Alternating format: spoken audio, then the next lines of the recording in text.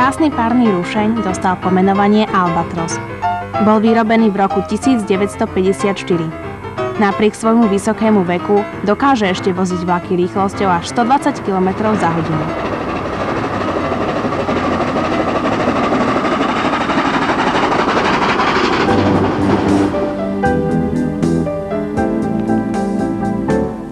Nebolo tomu vždy tak. Tento cenný technický exponát už dávno mal skončiť v železnom šrote. Jeho jednotlivé časti už boli rozobrané, srdzavené a určené na likvidáciu.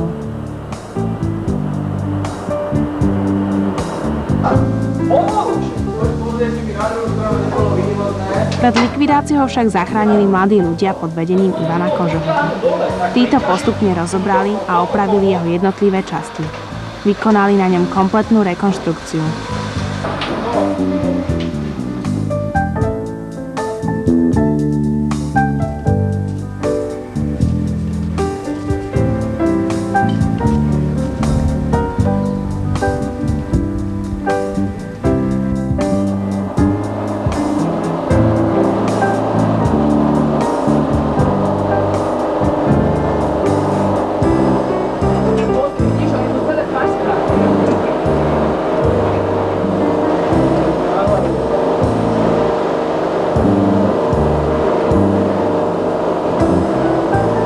Svojou húževnatou prácou mladí ľudia napokon Albatros znovu zrodili.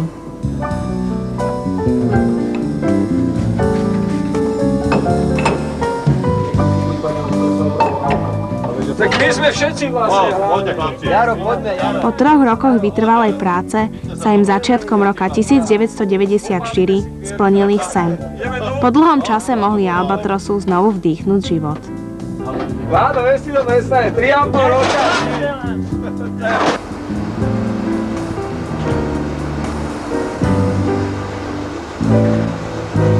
Nasledovala dôležitá previerka Albatrosa. Pri rýchlostných skúškach musel dokázať svoj výkon a rýchlosť. Svojich znovuzroditeľov nesklamal.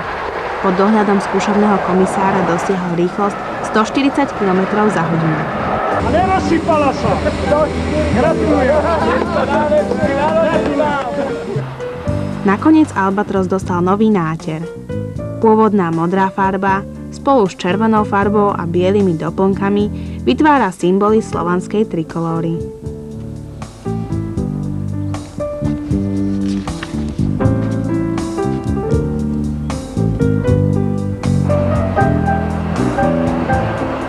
Krásny je pohľad na Albatros a tiež na mladých ľudí, ktorí ho znovu zrodili. O Dunavi sa vám nechce ani hovoriť. Je to pekné dielo. Nech to jazdí dlhý čas. Aby to bol skôs medzi tými historickými rušňami.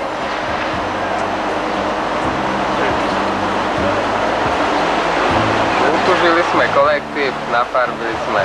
Je to paráda. Ale je krásna. Taká pekná by bola, ako je, taká spoľahlivá, ako je pekná. No je vidieť, že chlapci odviedli kus poctivej práce. Množstvo hodín práce, ktoré na znovuzrodenie Albatrosa vynaložil tento kolektív, sa ani nedá spočítať.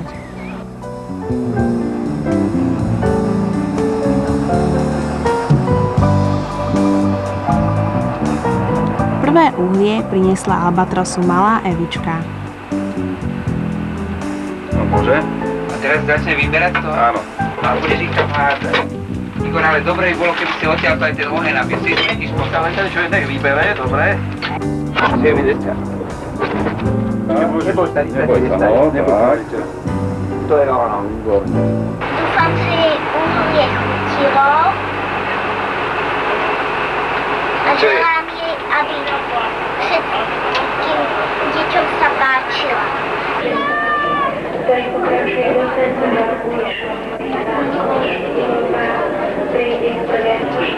Práve prvá jazda Albatrosa bola venovaná deťom. Tieto zaplnili celý mimoriadny vlak.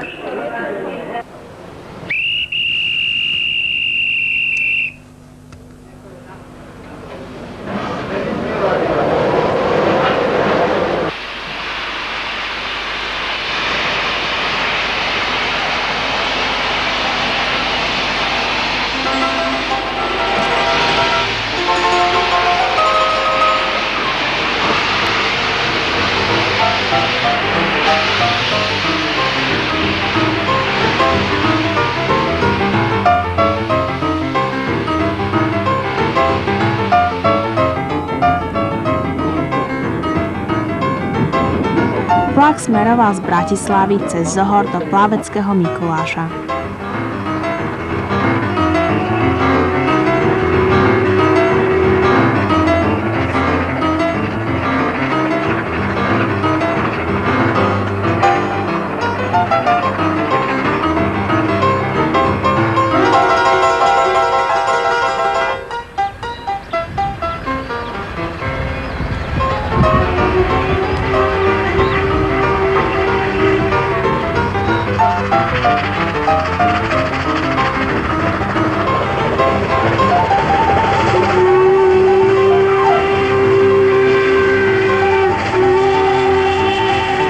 Zatiaľ, čo sa deti vo vlaku spokojne zabávali, naši znovuzroditelia pod dohľadom starších rušňovodičov si vyskúšali jeho obsluhu. Rýchlosťou 100 km za hodinu sa ženie Albatros v čele mimoriadneho vlaku z Viedne do Trenčína. Tento takmer 200-tonový kolos má výkon cez 2500 koní.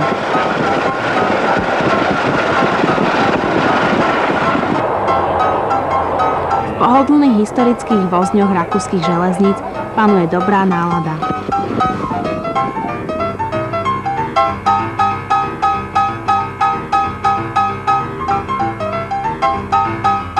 Vysoko na veži Trenčianskeho hradu sú pripravené fotoaparáty a kamery nadšencov párnej nostalgie, aby mohli zachytiť neopakovateľné zábery.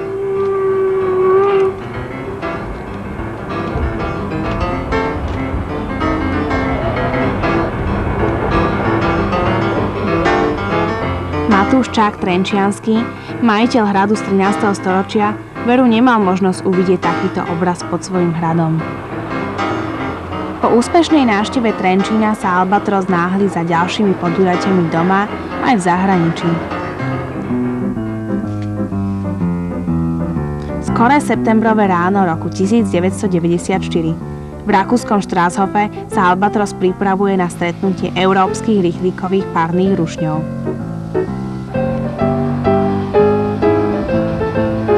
Týchto 8 sekúnd sa 100 km rýchlosťou rútia 4 párne rušne bývalých ČSD.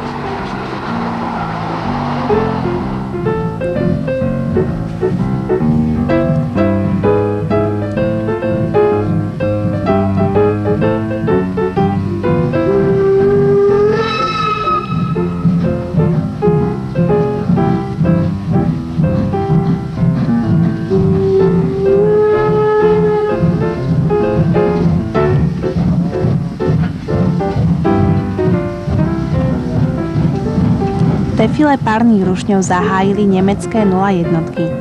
Hneď po nich sa predviedli aj dva Albatrosy, bratislavská 104 a brnenská 106.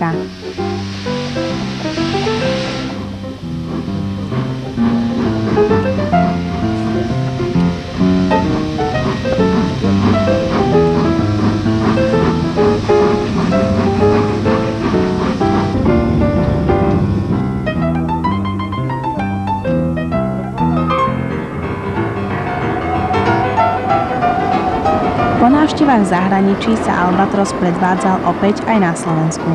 Spolu so zelenou šlachtičnou, rušňom 475 1142 z LD Přerov, smerujú naprieč stredným Slovenskom.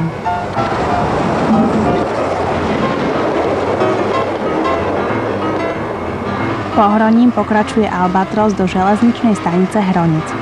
Tu sa pripravuje historické stretnutie s najmenšími párnymi rušňami z Čiernohronskej železnice Čierny Balog.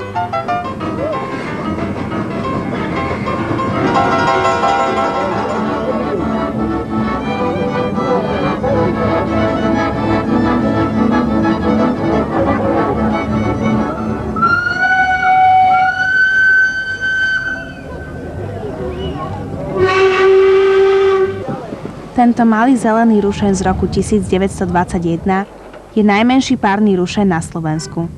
Veď je dlhý len 4,5 metra.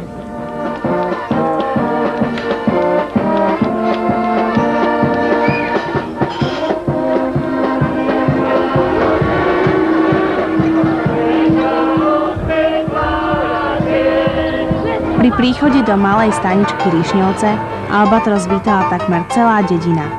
Albatros je obliehaný malými aj veľkými záujemcami. Albatros neodpočíva ani v zime. Po doplnení uhlia sa vydáva na ďalšie putovanie. Pozrite sa, aký je krásny pohľad na pohyb mechanického pohonu Albatrosa v 100-kilometrovej rýchlosti.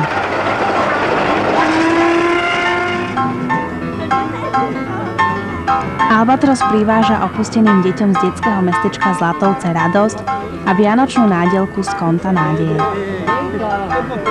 Ďakujeme ti, Albatros, a želáme, aby si rozdával veľa radosti všade tam, kde sa ukážeš. Veď znovuzrodením Albatrosa naši mladí ľudia dokázali, že sny nie sú len na snívanie.